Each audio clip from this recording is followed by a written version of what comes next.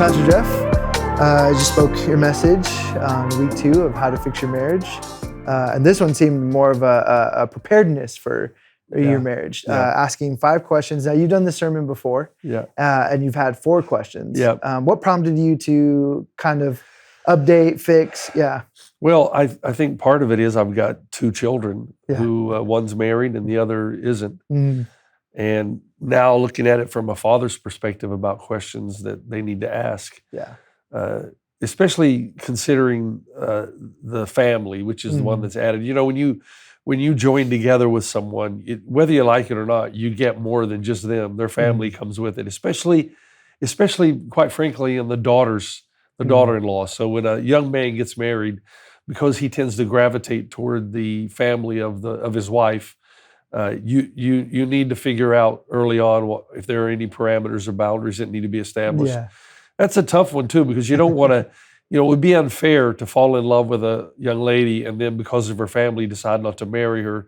That's borderlines ridiculous. However, you have to go in with an understanding of, okay, these are grandparents. These are going to be the grandparents of our children.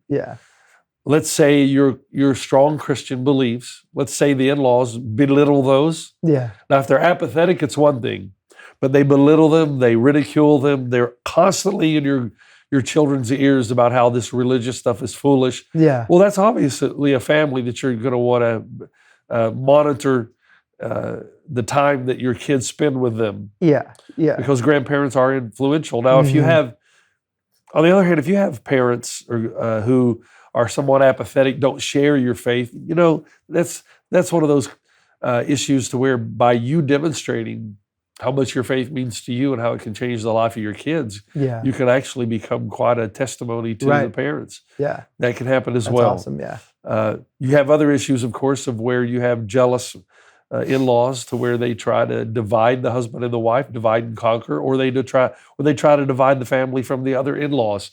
When people are concerned, all these things are matters you have to take into consideration, and it doesn't stop you from marrying the person that you love, but you have to come up with a plan, and the best time to come up with a plan is before all the trouble starts, not after. Correct. So I always encourage you to take a good look at the other side of the family. Okay, what are some things we can agree on? And it's important to not just call it quits soon, because you're right. If both of them are spiritually invested into their faith, they're very deep into Christianity, into the relationship with Jesus, but one side's in-laws or the parents are just not there, it doesn't mean you should just be like, you know what, it's not going to work out. But it's also not good to just go, well, we'll just figure it out once we get married. That's kind of what I'm hearing on that. Which is what most people do. Correct. To be fair, because they don't consider these questions. The hope of the message is that you will take a good look at everything around you. And that you will, the primary decision that you're making is about the spouse. Is this man or is this woman going to go in the same direction I'm going in my relationship with God and my primary goals and objectives? Maybe not my only goal or objective, but for instance, you might have a husband who's very driven and wants to be successful, but that's not his primary passion. Sure, he wants to make money, sure, he wants to take care of the family, but his primary passion still is God. So let God mold and shape him over the course of your marriage, but make sure there's a pretty good block of marble to work with. So just thinking of like different couples, because obviously everybody's different. What would you say to a young married couple or an engaged couple where one loves their parents, but the parents are not believers and they're saying a lot, but then now the other partner is pretty much saying like, hey, we need to put boundaries here, but that partner is kind of like, no, we don't, because they can't see it. That's where you, this is a good example. This is going to happen in other areas of the marriage too. And when you, first of all, the good thing is talk about it, don't just ignore it. Oh my goodness, which is what most couples do. He says that, she says that, and he lets it go, and then it festers, then it gets more and more intense.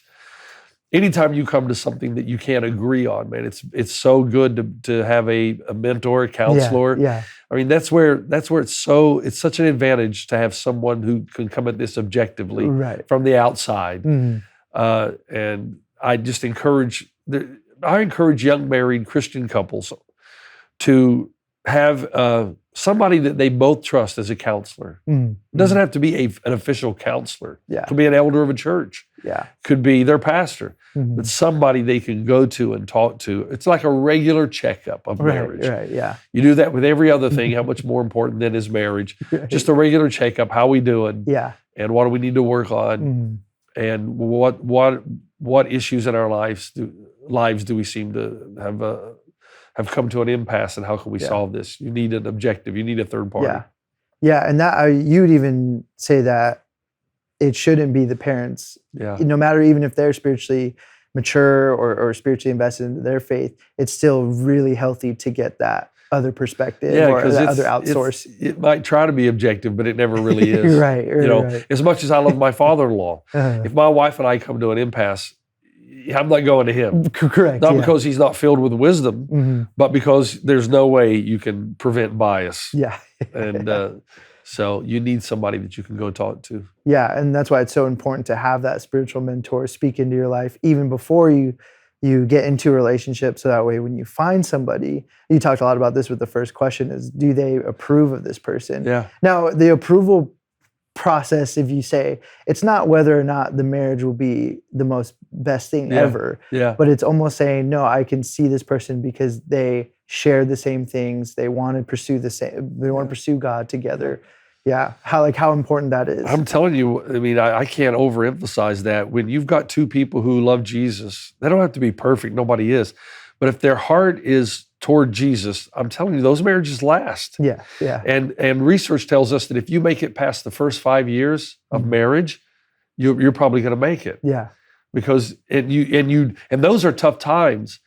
But if you're committed to it, then what happens after a while, you start feeling more emotions than you've ever felt, because you've employed the will to stay in the marriage long enough to learn about what this relationship is really like. Yeah. And you actually do fall in love a second time. It's a deeper love. So, but if you know, everything I talk about from that sermon on assumes that you've got two believers. Yeah. Any advice I give after that is almost impossible to follow. Because if you're married to someone whose heart doesn't belong to Jesus, you know, if I tell you, okay, this is the best thing you can do now that you're having this turmoil, well, he or she's not going to agree with that at all. Yeah. You know, it's like when a guy says to a girl, why do I need a piece of paper to marry? You know, why can't we, isn't my word good enough? And the answer is no. No, it's not. Because what you're saying is that you love me, but not enough to enter into covenant with me. Yeah. I don't doubt you love me, but you don't love me enough to bind yourself to me. That's what he's really saying when the piece of paper issue. It's not that he doesn't respect marriage or doesn't respect, come on. It simply doesn't want to make that commitment. Right. And so if you're married to someone who doesn't want to make a lifetime commitment to you, any piece of advice you get about the marriage, it's not going to work. Yeah. Because you're in this temporarily. You're keeping your options open. You're saying, yeah, things are going well right now, and I do love you. Why can't you just take my word for that? I do love you. But in reality, in his mind or her mind, they're thinking, okay, but I'm not sure this is always going to last. A Christian marriage, in fact, I'd say any marriage, because it's all ordained by God.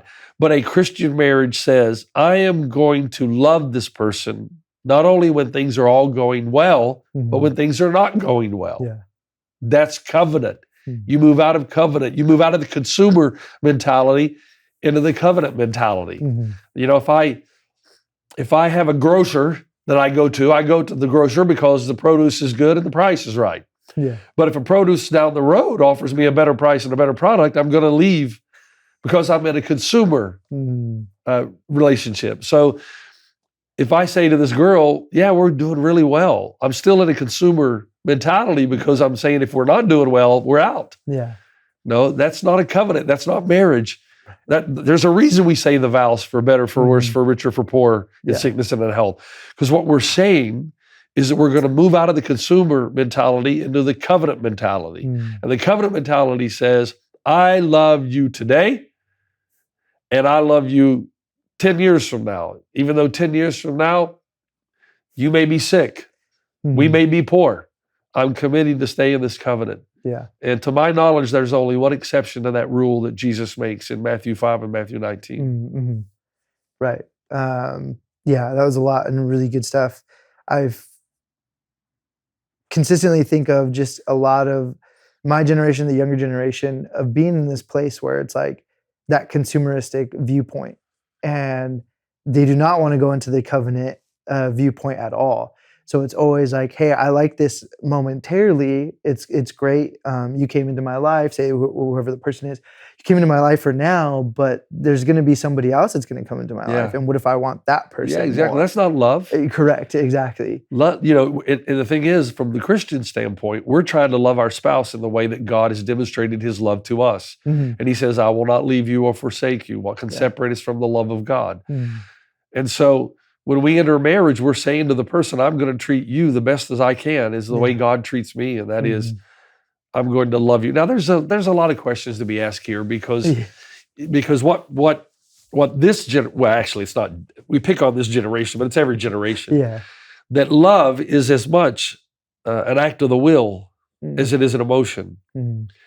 There's a new study that came out a couple of weeks ago. It's from a guy at Harvard. And he says, what we've learned is that when emotions are absent in any relationship, if you employ the will and you start treating the person the same way you would as if the emotions were there, the emotions return. Isn't that interesting? That is interesting. And here's the example he uses, which is good. He says, why do you think young couples on the movie set fall in love all the time? Why do you think that is? He says, okay, they're both young, both attractive, usually that's one thing. But they are told in the script to act like they're in love. So they have to look at the person as though they're in love. They touch the person as though they're in love. They have, scenes, sex scenes, whatever it is. So they're acting out as if they were. And what happens? Inevitably, the emotions line up and they fall in love. It happens all the time. Uh-huh. So what he's saying inside modern psychology tells us that when you're in any kind of relationship where the emotions aren't there, if you start acting, if you employ the will, you'll actually, the emotions will tag along. They'll come along in time. Now, I think that's an incredible piece of advice for people who've been married for a while and they feel like, I don't feel anything anymore. Yeah. The emotions aren't there. It's okay, all right. Then go back to the covenant and employ the will and act like you promised to act from day one, and the emotions have a great chance of returning. Doesn't always mean they will. Right. It depends on what caused the emotions to flee. Yeah. So let's say there's been an affair. Well, that's difficult to rebuild trust. Right. And that's why I believe, that's the hardest part about understanding Jesus' words in Matthew 19 to Matthew 5 is here's this unconditional loving God who says to us that there's something so intimate, something so deep about the act of marriage that if someone takes that and participates in that outside of marriage, that there's such a deep wound that occurs. Jesus doesn't say you have to get divorced. The Bible says God hates divorce, and he hates divorce because of the damage it does in both parties and the kids. Or even if there's not kids, just in both who are involved. There are deep wounds that can be reopened for the rest of your life. And when you go through a failed marriage, no matter what people tell you, there are wounds that will carry with you for the rest of your life. Yes, God can give grace and mercy and healing, but those wounds are going to be there. And in every relationship that you have after the fact, which is why over 70% of second marriages fail, over 80% of third fail. Well, because you're tainted. Right. There's wounds that are happening in you that can be easily reopened. Yeah, and if you're not dealing with them, then they just add on more wounds. Absolutely. And so it just keeps progressing until they buckle down and actually go through the hard healing that needs to go into. One of the reasons that marriage in other cultures works well in arranged marriage is because love is assumed to be an act of the will. Yeah. Even though I've never met you or my family's arranged this, and I've agreed to it, I'm going to treat you as though I love you in hopes that the emotions and the feelings of love come along later. Yeah. And they usually do.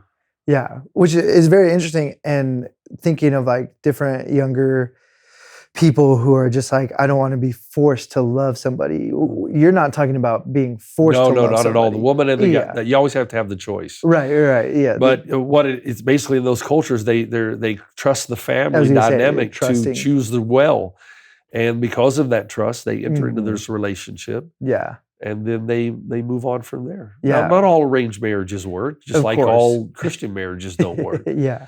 But man, at least because we know that a good marriage can cause so much shalom in a person's life, Yeah. and a bad marriage can cause so much damage, it seems to me that you would want to go into it with all the odds on your side. And there's actually ways to do that, and that's what Really? we've been talking about in the series. Right. Yeah. And something I want to touch up is a lot of for Christians, for single Christians, the idea is if a good thing comes, then get a hold of it and don't let it go.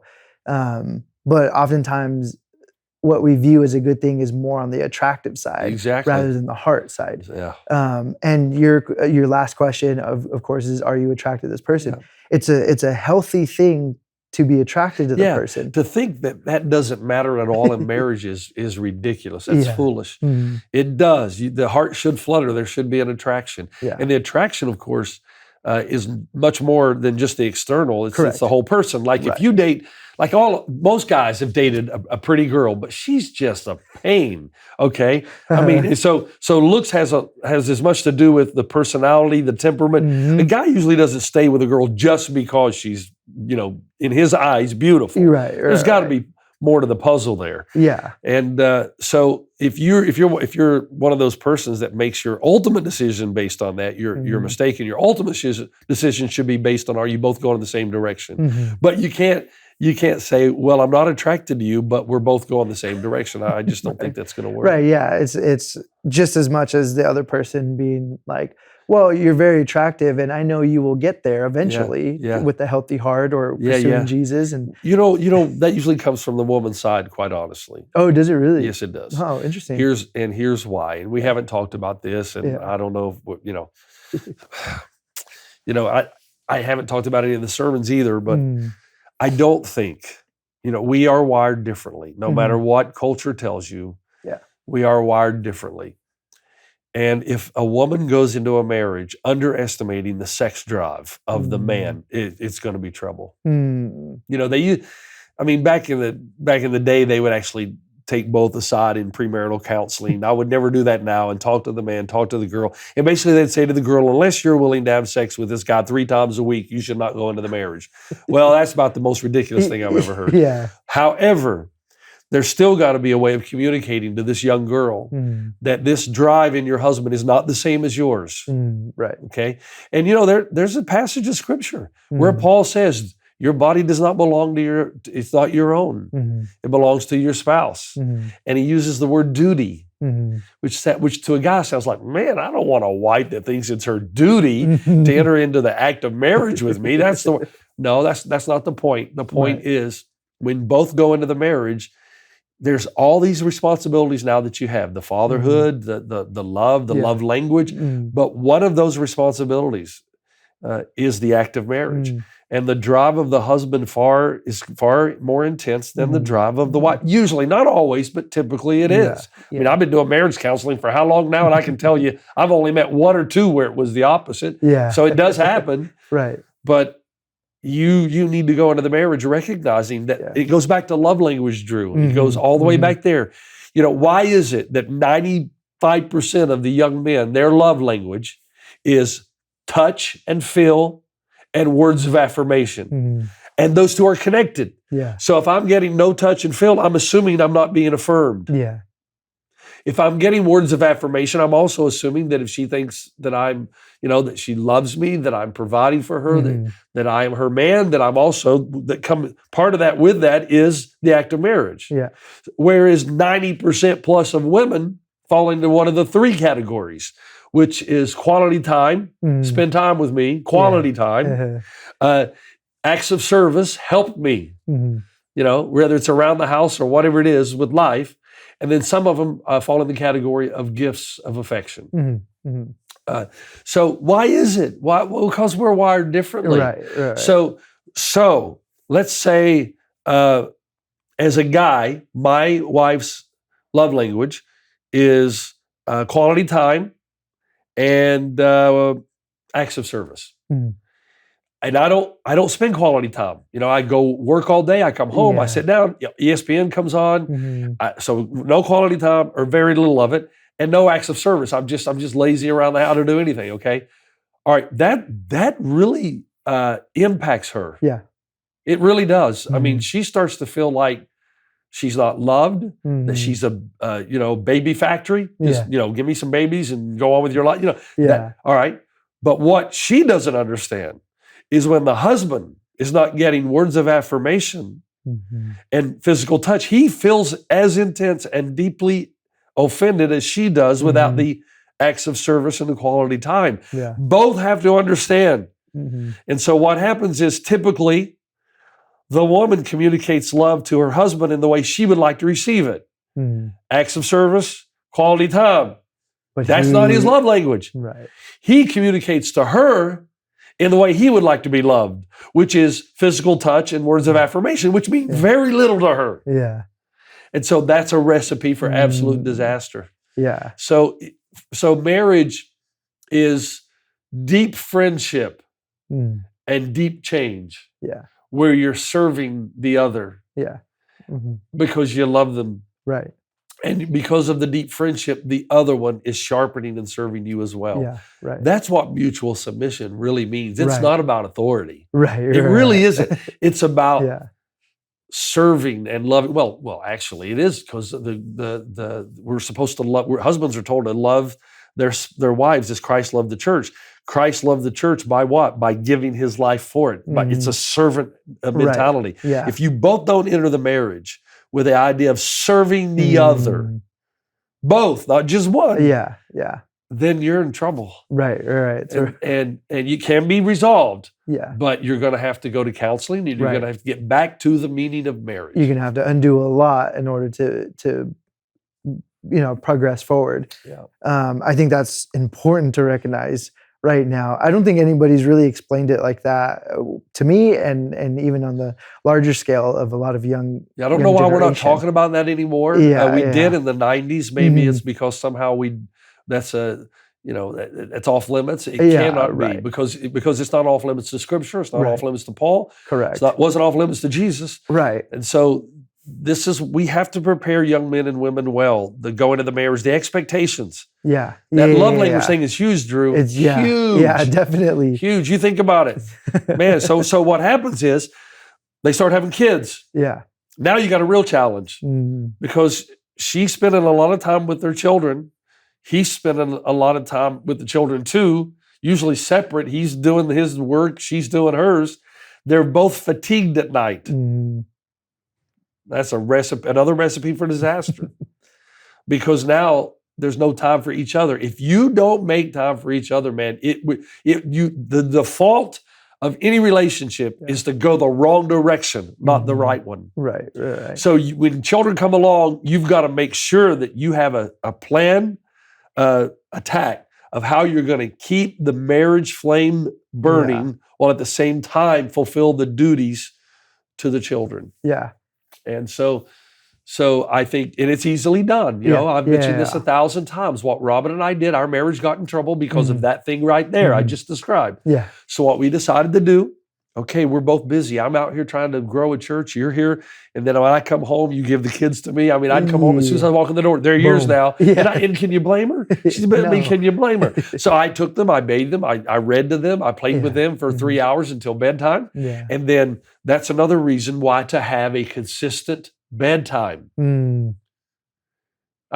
I'll talk about this in the parenting challenge. Yeah. Because if you don't, you'll have no time together. Right. If you allow the kids to determine what time they're going to go to sleep, you are going to muck up your marriage in a short amount of time. Yeah. And there's no reason there can't be the discipline to say, okay, here's how we do it. Bath time is here. Bedtime is 8. Yeah. Kids are in bed by 8. And then it's you and me, honey, time. Yeah. That's the way it goes. Right. And when the kids scream at first, and they will, that's one of your first boundaries you get to draw. Yeah. No, you don't get to determine that. Mm-hmm. All right. And so plus it works for they're not being fatigued the next day. They get plenty of sleep. There's so many good things about bedtime. Right. There's a lot of benefits. There's so many benefits. But one of the primary benefits, I'm telling you, is the saving of the marriage. So what happened is, Robin and I knew that in this season of our life, we weren't going to be together as much as we were in the early part of our marriage. So we set aside Thursday night is date night that included intimacy. So for the guy, think about it. Oh man, I've got these desires, but but he knows Thursday's coming. Yeah. It's Tuesday, but Thursday's coming. That's good, there's truth in that. Uh-huh. And it enables him to say, okay, I understand this, but I know Thursday's around the corner. Yeah. And it becomes even more special because you date night, you're talking, communicating, Right. loving. Yeah. And then look, man, it's just the season of marriage. Right. And we got to talk about this stuff more and more. Yeah, absolutely. And what I'm hearing, when you start to do that in your marriage, it's not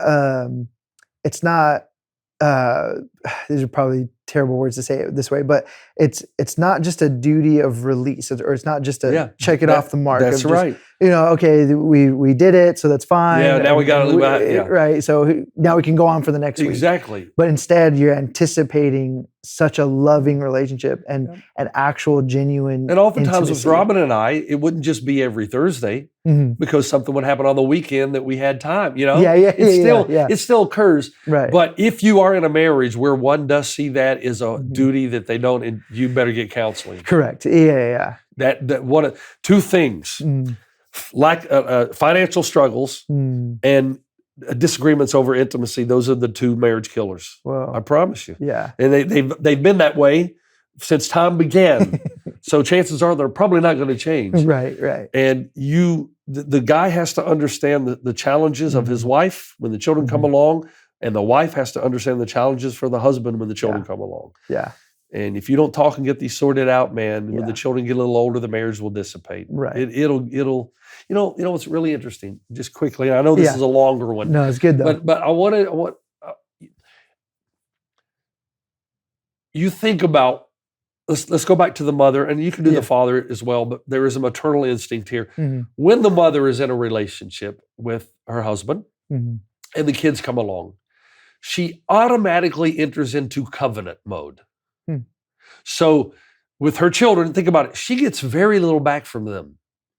I mean, you can say, okay, but you're changing them, you're feeding them, you're bathing them, and as they get a little, from 0 to 5, they can go the terrible 2s. They can get to the point where they're entitled. They can just whine all the time. Right. And yet, the mother never considers taking them to the neighbor and dropping them off at the front door. Right. She's not in consumer mentality. Yeah. She's in covenant mentality. Wow. So why can she not remain in that with her husband? Because if you don't remain in covenant mentality with your husband, and if the husband doesn't, who also is in the same relationship with the children, if you don't remain in that, what happens is this. So now the husband starts thinking, you know what, she's not fulfilling her end of love, so I'm not going to do mine. It's not about justice, it's about revenge. So the kids are growing up, they're getting older and older, and you're getting madder and madder. And then they get to high school. And then suddenly one day they're out. And you look at each other, and that's when divorce happens. Yeah. Because you realize you got nothing in common, you don't even like the person. Right. Because you started treating as consumer a long time ago. It's amazing how we understand the covenant relationship because we have with our kids. Yeah. But that's the same relationship we have to keep with husband and wife. Right. And that means that we're always looking to meet their needs before our own. Yep. There you go. That's marriage, and that's what it meant for Jesus to love the church. Right. Yeah, exactly. So, man, that's how do we keep saying that to the next generation, the next generation, the next generation? Yeah, no, I'm receiving a lot and for the future as well. And one thing and we'll conclude with this, that I see often when married couples talk to single people, their automatic response or their reaction of either asked about marriage or just like up in conversation, they always go, well, marriage isn't easy. And then they just start to be on the negative, right? So they're like, well, it's a lot of work. Marriage is a lot of work. Yeah. So of course, then to a single person, I'm just like, well, then why would I want that? I almost asked you that when we first sat down. Yeah. Do you think I'm sounding negative? Yeah. Because no, in the you're first not, in the first two series, I thought, man, I'm giving them a lot of warnings. Yeah. But the reality is, as I said, there's nothing better. There's no greater relationship, no greater joy, no greater experience in the human experience outside of marriage than your relationship with Jesus.